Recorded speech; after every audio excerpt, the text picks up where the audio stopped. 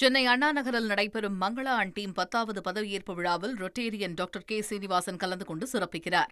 திரு மணிகண்டன் அவர்கள்ட்ட கொண்டு போக நினைக்கிறது, திரு திமுக தீய சக்தி தானே, மாற்றுக்கருத்து இல்லைல்ல? ஓம் சக்தி பராசக்தி, திமுக ஒரு தீய சக்தி. ஓம் சக்தி பராசக்தி, திமுக ஒரு தீய சக்தி. போதுமாமா? எனில் முன்னாள் முதல்வர் திரு மு.க. ஸ்டாலின் அவர்களை புகழ்ந்து பேசிய ராஜேந்திர பாலாஜி மேல என்ன நடவடிக்கை? யாருமா? மோடி எங்க டாடி அவரா? அவரேதான். அவரு அப்பப்ப அப்படிதாம்மா சில நேரத்துல மனசுல பட்டது பேசுற வெள்ளந்தியா மாறி போயிடுவாரு. அவர் எதனால சொல்லியிருப்பாருனாமா, ஸ்டாலின் கிட்ட தாமா பொட்டி இருக்குது, ஏழை விவசாயி எடப்பாடி பழனிசாமி ஆட்டுக்கடாயை அடைக்கிற பட்டி தாமா இருக்குது, அதனால பொட்டி எங்க இருக்குது, அவரால் தாமா தூக்க முடியும். ஆட்டுக்கடாயை வச்சு இருக்கிற பட்டி வச்சுட்டு இருக்கிறவர் எப்படிமா தூக்க முடியும்? அதனால சொல்லியிருப்பாருன்னு நினைக்கிறேம்மா. அதை விட்டுருக்குமா.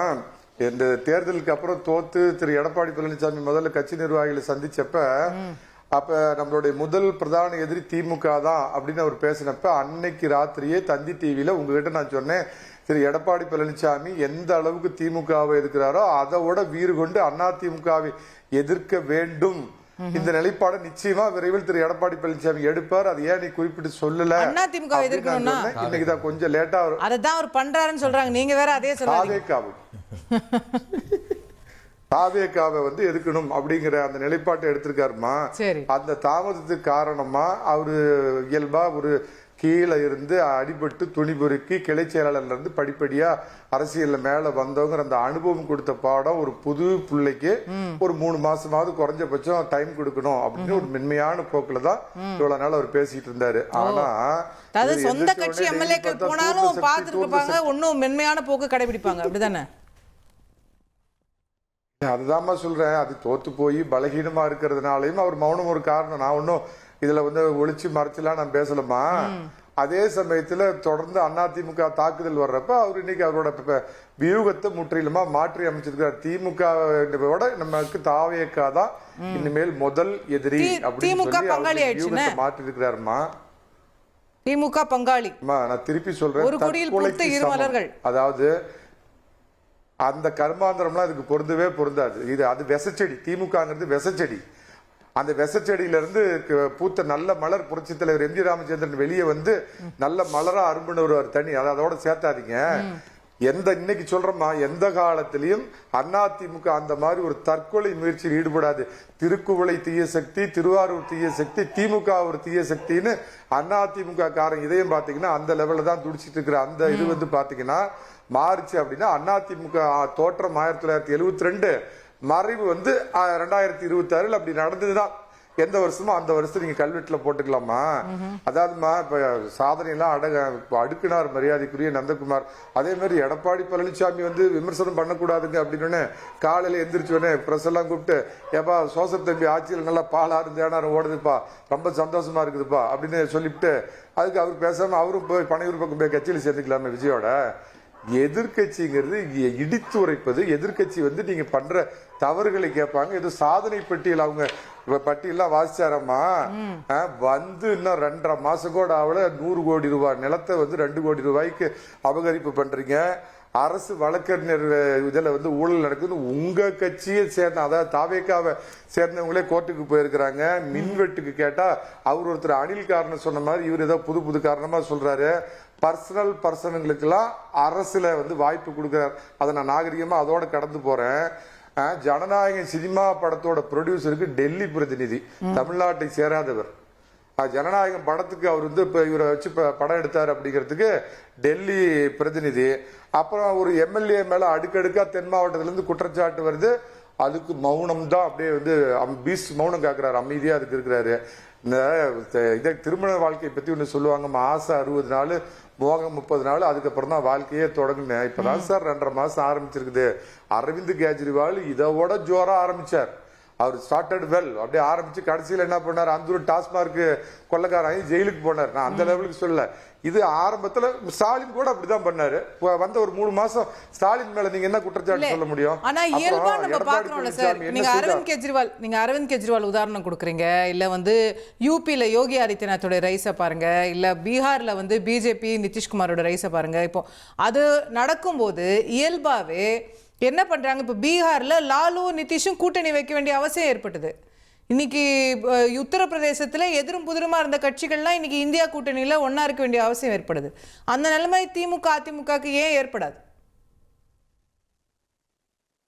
ஆமா, அது நான் ரேடன் பண்டிட் இல்லம்மா. எதிர்கால அரசியல் என்ன நடக்கும்? ஏன்னா அவரு தான் விஜய் இன்னும் 10 வருடத்துல இந்திய பிரதமர் ஆவாரு, 15 இல்ல 20 வருடத்துல அமெரிக்க அதிபர் ஆவாரு அப்படிங்கிற அளவுக்கு கணிச்சு சொன்னது. நீங்க நம்ம தமிழ்நாடு இளைஞர் கட்சி தம்பிகிட்ட கேளுங்க, அவருக்கு வேணா தெரியும். நான் ரேடன் பண்டிட் இல்லம்மா. அதாவது நீங்க சொன்னது கரெக்ட் தான். லாலுவும் நிதிஷும் அந்த மாதிரி ஒரு கூட்டணி ஏற்பட்டுச்சுன்னா எதிர்காலத்தில் ஏற்படலாமா எனக்கு தெரியாதுமா. ஆனா அப்படி ஏற்பட்டால் அது அதிமுக தொண்டர்கள் நிச்சயமா எந்த காலத்தில் ஏத்துக்க மாட்டாங்க. காங்கிரசும் பிஜேபியும் ஒரு புது கட்சி வருதுன்னு வச்சுக்குமா, இந்த காக்ரோச் ஜனதா பார்ட்டின்னு ஒரு நவீன இவங்க கலவரக்காரர்கள் ஒரு கட்சி ஆரம்பிச்சாங்க, ஒரு பேச்சுக்கு வச்சுக்கங்க. அவங்க நாளைக்கு ஆட்சி பிடிச்சாங்கன்னு காங்கிரசும் பிஜேபி நாம 2 பேரும் சேர்ந்து ஒண்ணு சேர்ந்து காக்ரோச்சை எல்லாம் அடிச்சு விரட்டலாம் அப்படின்னு சேர்ந்தாங்கன்னா அதுக்கு ஓட்டு போடுற அந்த வாக்காளர்கள் ஏத்துக்குவாங்களாமா? அந்த மாதிரி அது முற்றிலும் எதிரானது.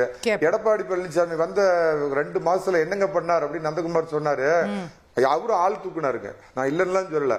ஆனா சொந்த கட்சியில இருந்து போன பன்னீர்செல்வம் ஆளுங்களை தூக்குனார ஒழிய அடுத்த கட்சியில இருந்து கழுது பேரம் பண்ணி ஆளுங்க எல்லாம் தூக்கல. சொந்த கட்சியில இருந்து போனவங்க எல்லாம் வாங்க உள்ள அப்படின்னு ஆளு தூக்குற வேலையை தான் பார்த்தாரு ஒழிய அடுத்த கட்சியில இருந்து தூக்கல அப்படின்னு அவர்கிட்ட நான் சொல்ல விரும்புறேன். கேட்போம். திரு சந்திரசேகரன், எடப்பாடியார் வைக்கிற பிரதானமான குற்றச்சாட்டு தாவேக்காவோட கூட்டணி கட்சிகள் மேல.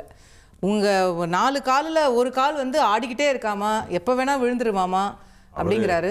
உங்க மேலதான் அவருக்கு சந்தேகமே இல்ல நம்பிக்கை உங்களை நம்பிதான் இருக்கிறாரு. தாவேக்கா கூட்டணி கட்சிகள் மட்டும் கிடையாது, அவருக்கு மோடி அவர்கள் மீது கூட அந்த சந்தேகம் இருந்திருக்கலாம். அவர் வேலை நிதிஷ் சந்திரபாபு நாயுடு காலில் தானே நிக்கிறாங்க. அதையும் இன்டைரக்டா சொல்றாங்க, நேரடியா சொல்ல முடியாது. அவர் சொல்லலையே. அவர் சொன்னா இவர் கால் இங்க கட்டாயிடும், அதனால அவர் சொல்ல முடியாது. அதனால அது ஏதோ ஒரு விமர்சனத்தை வைக்கிறார். ரெண்டாவது வியூகம்னு சொல்றீங்க, அவரோட வியூகம் தப்பானதுனால தான் அதாவது தேர்தலுக்கு முந்தைய வியூகமும் சரி பிந்தைய வியூகமும் சரி, அவருடைய வியூகம் தப்பானதுனால தான் இன்றைக்கு இந்த நிலைமை அந்த கட்சிக்கு ஏற்பட்டிருக்குன்னு நான் நினைக்கிறேன். ஏன்னா தேர்தலுக்கு முன்பு திமுக எதிர்ப்பு அப்படின்னாக்க ஆன்டி இன்கம்பன்சி வாக்குகளை யார் வாங்கியிருக்கணும்? அதிமுக தான் வாங்கியிருக்கணும். அட்லீஸ்ட் எதிர்கட்சியாவது வந்திருக்கணும்ல. இன்னொரு கட்சி வந்தது, முதன்மை கட்சியாக வந்தது தாவேக்கா என்று சொன்னால் கூட நீங்க எதிர்கட்சியாக வந்திருக்கணும்ல. அது கூட வர முடியாமல் போனதுக்கு என்னன்னு நீங்க ரெஸ்ட்ராஸ்பெக்ட் பண்ணிருக்கணும். அதே பண்ணல. உங்கள்கிட்டேருந்து போன ஓபிஎஸ் 2-3 எம்எல்ஏ போய் டிஎம்கே சீட்ல நின்று ஜெயிக்கிறாங்க. நீங்க என்ன பண்றீங்க? ஆக ஒரு 10-12 சீட்டு தான் உங்களுக்கும் திமுகவுக்கும் வித்தியாசம். வாக்குகளும் குறைவா தான் இருக்கு. ஜெனரலாவே சொல்ல போனா அதுதான் இருக்கு.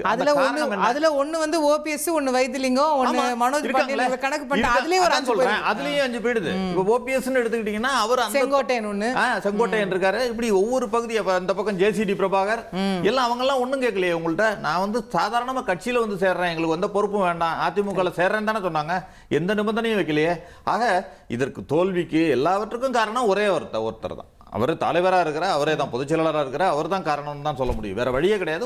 ஆனா இன்னைக்கு தாவேக்கா அரசுக்கு உங்க மேல எல்லாம் நம்பிக்கை இருந்தா அவங்க ஏன் அதிமுகல இருந்து எம்எல்ஏக்களை கூப்பிட போறாங்க? இல்ல ஏன் ரிசைன் பண்ணிட்டு வாங்கன்னு சொல்ல போறாங்க? இல்ல நீங்க அப்போ எடப்பாடியார் சொல்றதுல ஏதோ ஒரு இடத்துல ஒரு ஃபேக்ட் இருக்கு தானே, ஏதோ ஒரு கால் ஆடிட்டு இருக்கு தானே? இல்லங்க, எந்த கால் ஆடட்டும் கால் ஆடலனாலும் பரவாயில்ல. ஏன்னா 2 செய்தி. ஒன்று அவங்க 118 மாறி சொல்றாங்க, கம்யூனிஸ்டுகள் எவ்வளவு விஷயத்துல போராட்டம் நடத்துறாங்க. பொறுத்தவரை 118 120 கிராஸ் பண்ணிட்டாங்க. அவங்க மெஜாரிட்டியை கிராஸ் பண்ணிட்டாங்க. கூட்டணியா தான். அந்த கூட்டணி மேல தான் அவர் சந்தேகமே எழுப்புறாரு. அவர் எழுப்பலாங்க. நாங்க எல்லாரும் தான் உறுதியா சொல்றோமே. காங்கிரஸ் சொல்லியாச்சு. திருமாவளவன் நேத்திக்கு ஒன்னு இன்னைக்கு ஒன்னு சொல்றாரு. சொன்னாலும் அந்த கட்சியில விவசாயிகள் பிரச்சனைன்றாங்க, எவ்வளவு பிரச்சனைகள் சொல்றாங்க. கம்யூனிஸ்ட் பிரச்சனைகள் அடிப்படையில தான் ஆதரவு கொடுப்போம்னு சொல்லிருக்காங்க. ஏற்கனவே சொல்லிருக்காங்க. திமுக அரசுல இருந்தப்ப, கூட்டணியில இருந்தப்ப கூட தான் அவங்க போராட்டம் பண்ணிருக்காங்க. காங்கிரஸ் கட்சி கூட தான் போராட்டம் பண்ணுச்சு. அது வேற. அந்த போராட்டங்கள் செய்வதோ எதுவோ கிடையாது. நம்பிக்கை இல்லை என்பது கிடையாது. நீங்க இவங்களுக்கு அந்த கட்சி மீது நம்பிக்கை இல்லை. அதுதான் ஒரு கமெண்ட் சொன்னது. எம்எல்ஏக்கள் வரும் எம்எல்ஏக்களுக்கோ அந்த நிர்வாகிகளுக்கோ அதிமுக மேல நம்பிக்கை இல்ல. நீங்க அதை முதல்ல நீங்க கட்டணுமா? நீங்க ஒழுங்கா நீங்க பூட்டி வைக்காம திறந்து வச்சுட்டு திருட வந்து திருடிட்டு போயிட்டான்னு சொல்ற மாதிரி கதையா இருக்கு. அப்ப திருடு இருக்கீங்க.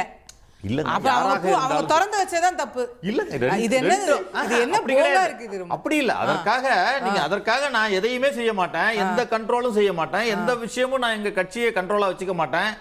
வெளில போறாங்கன்னு சொன்னா என்ன அர்த்தம்? நீ ஏன்பா திருடன்னு கேட்டா சார் திறந்து அந்த உதாரணம் சரியான உதாரணம் இல்ல, அது கரெக்ட்.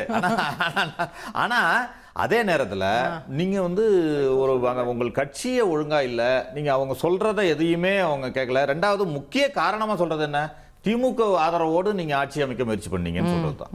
அது இன்றைக்கு வரைக்கும் அது வலுவான காரணமா இருக்கு. இல்ல பொன் வில்சன் முக்கியமான ஒரு பாயிண்ட் கேட்டார்ல, அதுல நாங்கள் திமுகவோடு சேர்ந்தாங்க, அதனாலதான் தாவேக்காவுக்கு ஆதரவு கொடுத்தோம் வீராப்பா சொன்ன 25 எம்எல்ஏ 10 நாள்ல போய் மன்னிப்பு கடிதம் கொடுத்துட்டாங்களே. ஏன் இந்த மன்னிப்பு அவரு சேர்க்க மாட்டேன்னு சொல்ல வேண்டியதானே? எல்லாம் சேர்த்துட்டாரு. ஏன் சேர்க்கணும்ன்ற அதே ஒரு கட்சி தலைமை உறுதியோடு இருந்தா இல்ல கட்சியோட தலைமை உறுதியோட பிரச்சனை இல்லைங்க. அவங்க வந்து உங்களுக்கு துரோகம் பண்ணிட்டாங்கல்ல, அவங்க உங்களுக்கு துரோகம் பண்ணிட்டாங்கல்ல. இல்ல அதுதான் நான் கேட்க வரேன். உங்களுக்கு துரோகம் பண்ணலையா?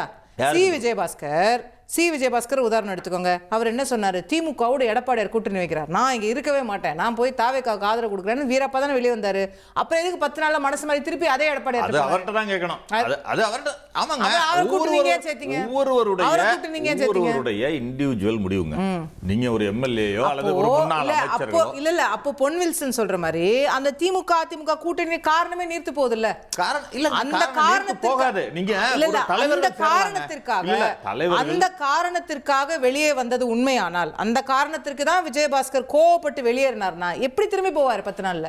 அந்த கோவம் அப்படியே தானே இருக்கும். ஆமா, அவரு அங்க செட்டில் ஆறாங்க, அதாவது மாவட்ட செயலாளர் தர்றேன் பதவியை நான் அந்த மறுபடியும் ரிட்டைன் பண்றேன். பதவிக்காக திமுக கூட்டணி வச்சா பரவாயில்லைன்னு ஆயிடுவாரா? இல்லையே. அப்புறம் அடுத்து இன்னொரு 10 நாள் கழிச்சு தாவேக்கா போயிடுவாரா? ஆனாலும் ஒரு விஷயத்தை ஏத்துக்க முடியாதுன்னு சொல்றாங்க. அவங்க நீங்க கேடர் லெவல்லே எடுத்துக்கங்க. இன்றைக்கு வந்து திமுக திரு மணிகண்டன் அவர்கள் கூட பேசினதுல ஒரு வார்த்தையை தெளிவா சொல்றாரு, திமுகவுடன் சேர முடியாதுன்றது. அதை எடப்பாடி அவர்கள் ஒத்துக்கிட்டாருன்றது உண்மைதானே.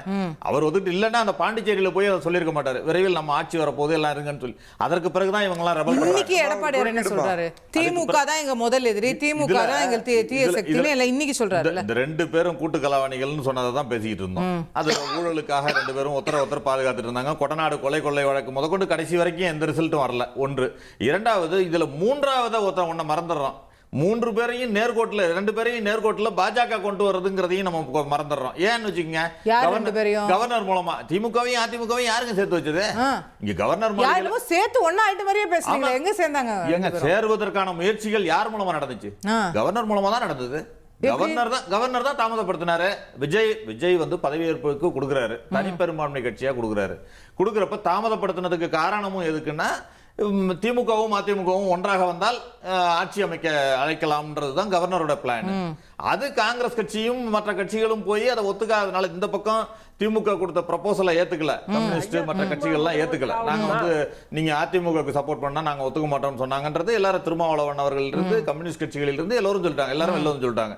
ஈவன் முஸ்லீம் லீக் அவர் காதர் மொய்தீன் அவர்கள் வெளிப்படையா சொன்னார், அதெல்லாம் சொன்னார். அதை வந்து ஸ்ட்ராங்கா மறுக்கிறதுக்கான எந்த விதமான இதுவும் இவங்க இல்ல, திமுகவோ அதிமுகவோ இல்ல. ஏன்னா அதற்கான ஆதாரங்கள்லாம் இருக்கு, ஓப்பனா அவங்க ப்ரொபோசல் கொடுத்தது.